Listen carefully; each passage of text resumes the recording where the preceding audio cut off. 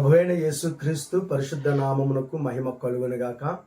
ప్రభుతో ప్రతి ఉదయం అనే కార్యక్రమాన్ని చూస్తున్న మీ అందరికీ ప్రేమపూర్వక వందనాలు తెలియజేసుకుంటూ ఉన్నాను.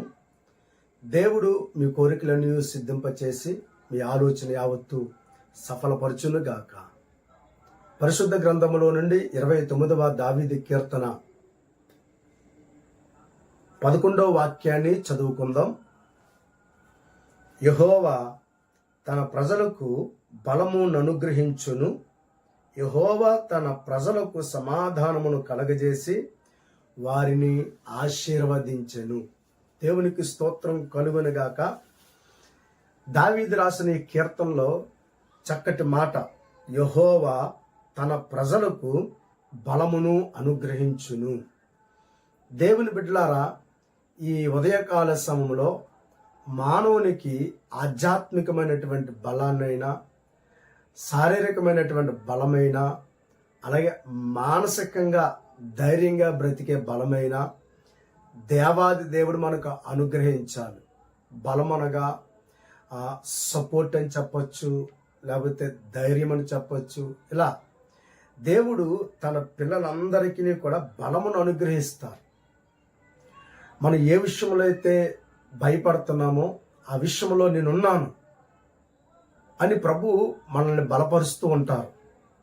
కనుక ఆ యొక్క మాట మనకి ఎంతో బలమిస్తుంది. అది ఎంతో ధైర్యం. ఆ ధైర్యమే గొప్ప బలంగా మన సంకల్పాలన్నీ కూడా నెరవేర్చుకోవడానికి ఆ బలం మనకి ఎంతగానో దోహదపడుతూ ఉంటుంది. ఇది నా వల్ల కాదు, ఇది నేను చేయలేను అనుకుంటాం. కానీ దేవుడు బలం ఇస్తే అది తప్పనిసరిగా మనం చేయగలం. కనుక ఆ బలమిచ్చే దేవుడు ఈ ఉదయకాల సమయంలో మాట్లాడుతూ ఉన్నారు. దేవుని పిల్లలారా, తన పిల్లలకు, తన ప్రజలకు ఆయన బలమును అనుగ్రహించే దేవుడు. నువ్వు ఏ విషయంలో అయితే భయపడుతున్నావో, ఏ విషయంలో అయితే హడిలిపోతూ ఉన్నావో, ఇదిగో దేవుని మీద ఆధారపడి దేవుని యొక్క సహాయాన్ని, దేవుని యొక్క బలాన్ని అడిగినట్లయితే దేవుడు మనకు బలం ఇచ్చి ధైర్యపరుస్తారు. దేవుని బిడ్డలారా, గనుక ఆయన మనకు బలం ఇస్తారు. అన్ని కోణాల్లో కూడా మనం బలపరిచి నడిపిస్తారు. నెహెమ్యా యొక్క జీవితంలో అంత పెద్ద ప్రాకారం ఒక్కడే కట్టడం అసాధ్యం.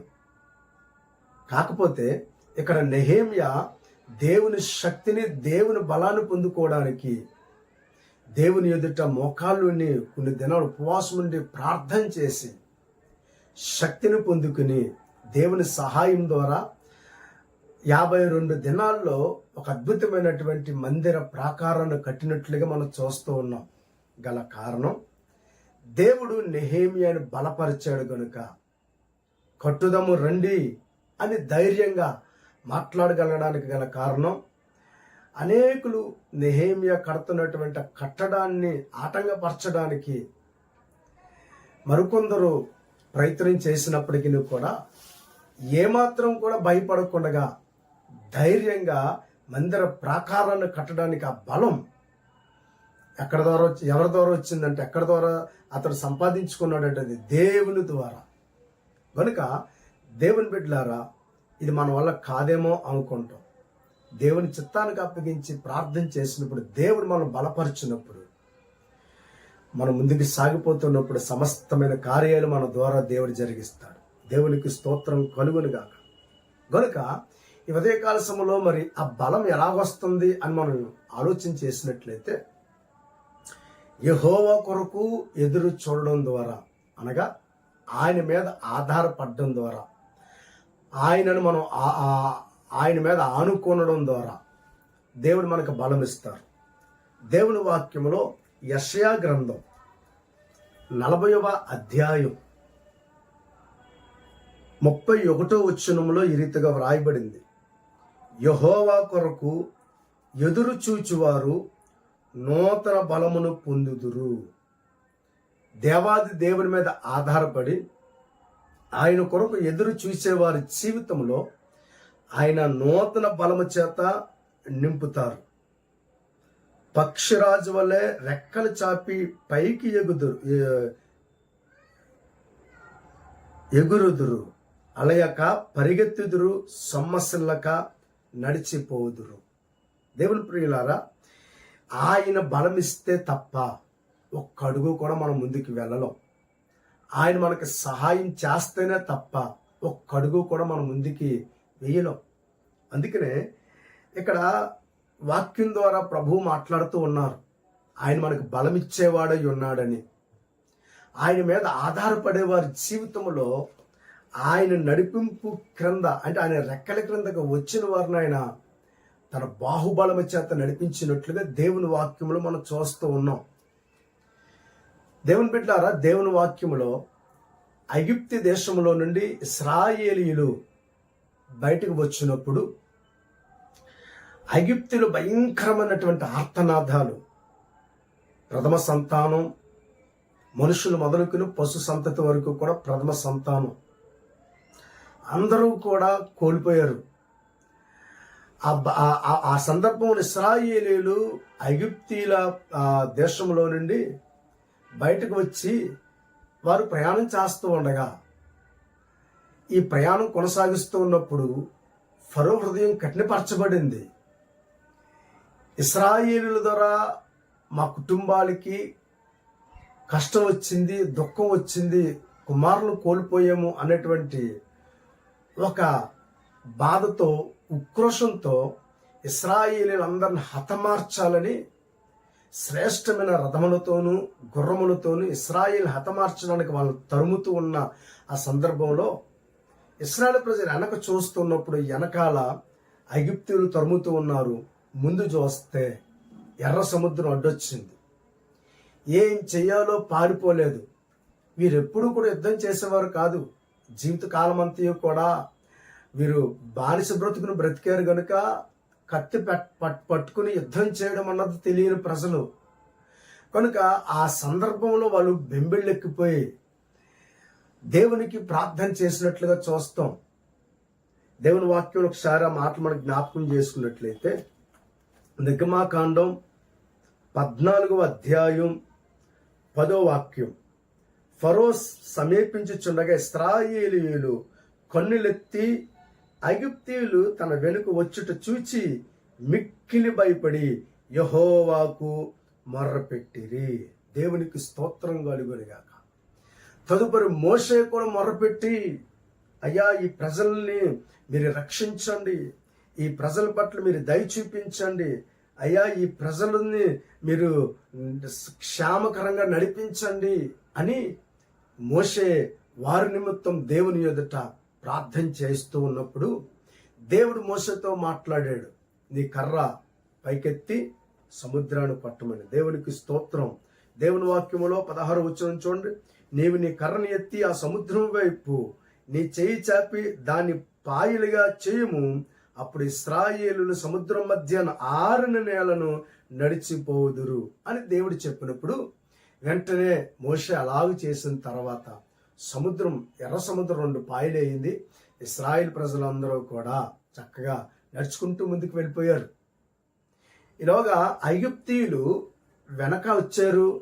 సముద్రం మధ్యలోకి వచ్చిన తర్వాత ఇశ్రాయేల్ ప్రజలందరూ కూడా సముద్రం దాటెళ్ళారు. ఐగుప్తీయులు మధ్యకు వచ్చిన తర్వాత మరలా ఆ సముద్రపు నీరు యథావిధిగా మరలా ఒకటైపోయిన తర్వాత ఐగుప్తి సర్వ సమాజము కూడా, ఐగుప్తిలో ఉన్నటువంటి యుద్ధ వీరులందరూ కూడా, ఐగుప్తిలో ఉన్నటువంటి ఫరో సైన్యం అంతయు కూడా సముద్రములో వారు ప్రాణాలు కోల్పోయినట్లుగా దేవుని వాక్యంలో చూస్తున్నాం. వారు ఒడ్డుకు వచ్చిన తర్వాత అప్పుడు వారందరూ ఇశ్రాయేల్ అందరూ కలిసి దేవాది దేవుని గురించి కీర్తనలు పాడుతూ ఉన్నారు. దేవునికి స్తోత్రం. వారు కీర్తనలు పాడుతూ ఈ అద్భుతమైనటువంటి కీర్తనలో ఒక అద్భుతమైనటువంటి పదాన్ని వారు వాడినట్లుగా చూస్తూ ఉన్నాం. 15వ అధ్యాయం నిర్గమకాండం మనం చూసుకున్నట్లయితే 2వ వచనం, యెహోవాయే నా బలము నా గానము, ఆయన నా రక్షణయు ఆయను. చూసారా, యెహోవాయే నా బలము. ఈరోజు ఐగుప్తీయుల్ని ఓడించే సామర్థ్యత మాకు లేదు. ఐగుప్తీయులకి యుద్ధం చేసేంత ఆ యొక్క శక్తి మాకు లేదు. మేము ఐగుప్తీయులు చూసి భయపడం, భయపడ్డం ఇదిగో మోషే చేసిన ప్రార్థనల ద్వారా మా దేవుడు మమ్మల్ని విడిచిపెట్టకుండగా ఆయన బాహుబలాన్ని చాపి, ఆయన దక్షిణాస్తాన్ని చాపి, ఆయన బాహుబలము చేత మమ్మల్ని విడిపించాడు అని ప్రజలందరూ కలిసి ప్రభువుని కనపరుస్తూ ఈ రీతిగా పాడుతున్నారు. యెహోవాయే మా బలము, ఆయనే మా గానము. అవును, మాకు బలం ఇవ్వకపోతే, మమ్మల్ని నడిపించకపోతే, మమ్మల్ని ధైర్యపరచకపోతే మరలా మేము ఐగుప్తీయులకి దాసులం అయిపోవలసినటువంటి వారమై ఉన్నాం. కానీ దేవుడు ఆ ఐగుప్తీయులకి మళ్ళీ మేము దాసులం కాకుండా, ఐగుప్తీయుల చేతిలో మా ప్రాణాలు పోకుండా ఆయన మమ్మల్ని బలపరిచారు. బలపరచడం మాత్రమే కాదు, మా కోసం ఒక అద్భుతమైనటువంటి మార్గాన్ని, ఎర్ర సముద్రం 2 పాయలు చేసి అద్భుతమైనటువంటి మార్గాన్ని చూపించారు. సరళమైన మార్గంలో మమ్మల్ని నడిపించి క్షేమకరంగా నడిపించడానికి గల కారణము యెహోవాయే నా బలము. దేవునికి స్తోత్రం కలుగునుగాక. ఇదే నాన్న దేవాది దేవుడు మనకి బలం ఇస్తాడు. దేవుని వాక్యంలో రాయబడింది, దినవృత్తాంతాలు మొదటి గ్రంథం 16వ వాక్యంలో చక్కటి మాట రాయబడింది. చూడండి ఒకసారి. 16వ అధ్యాయం 27వ వాక్యం. ఘనత ప్రభావములు ఆయన సన్నిధిని ఉన్నవి, బలమును సంతోషమును ఆయన యొద్ద ఉన్నవి. దేవునికి స్తోత్రం. దేవుని యొద్ద బలం ఉన్నది. అందుకే ఆయన తన హస్తాన్ని చాపి ఇశ్రాయేలీయుల్ని ఎర్ర సముద్రం గుండా నడిపించి ఎర్ర సముద్రం 2 పాయలు చేయగలిగాడంటే ఆయన శక్తి కలిగిన దేవుడు, బలము కలిగిన దేవుడు. తన ప్రజలందరినీ కూడా క్షేమకరంగా కాపాడి 40 సంవత్సరాలు వారికి ఏ హాని జరగకుండా ఆయన తన బాహుబలము చేత తన ప్రజలను కాపాడాడు. కనుక ఆయన యొద్ద బలమున్నది. ఆయన ద్వారా మాత్రమే మనిషికి సంతోషం ఉన్నది. ఆయన మనకు బలం ఇవ్వకపోతే మనం శక్తిహీనులం అవుతాం. ఆయన మనకు బలం ఇస్తున్నారు కనుక ఆ బలాన్ని బట్టి ప్రభువుని గణపరచడానికి, ఆ ప్రభువుని ఆరాధించుకోవడానికి మనం ముందుకు సాగిపోతూ ఉన్నామంటే దానికి గల కారణం ఒకటే. అన్ని వేళలా కూడా దేవుడు మనల్ని బలపరుస్తున్నారు. దేవుడు అనారోగ్యంగా ఉన్నప్పుడు ఆరోగ్యం ఇచ్చి బలపరుస్తున్నారు. చేతి నిండా పని లేనప్పుడు పనినిచ్చి బలపరుస్తూ ఉన్నారు. అలాగా చెప్పుకుంటూ వెళ్తే అనేకమైనటువంటి సందర్భాల్లో మన జీవితంలో బలహీనతలన్నిటిలో నుండి, అధైర్యాలన్నిటిలో నుండి, పిరికితనములన్నిటిలో నుండి మనం విడిపించి బలపరిచి నేనున్నాను భయపడకని భరోసా ఇచ్చి మనం నడిపిస్తూ ఉన్నారు కనుక అలాంటి దేవుని ద్వారా మన జీవితంలో ఏం కలుగుతుందంటే ఆనందం, సంతోషం కలుగుతూ ఉంది కనుక కీర్తనకారుడు ఇక్కడ పాడుతున్న ఈ చక్కటి కీర్తన, ఘనత ప్రభావాలు ఆయన సన్నిధిని ఉన్నవని, బలము సంతోషము ఆయన యొద్ద ఉన్నవని ప్రభువుని గణపరుస్తూ ఉన్నారు. కనుక ఈ ఉదయకాల సమయంలో దేవుని బిడ్డలారా, దేవుడే మన బలం. అందుకనే దావీదు అంటాడు, యెహోవా నాకు బలమై ఉన్నాడు అని, యెహోవా నా బలము అని.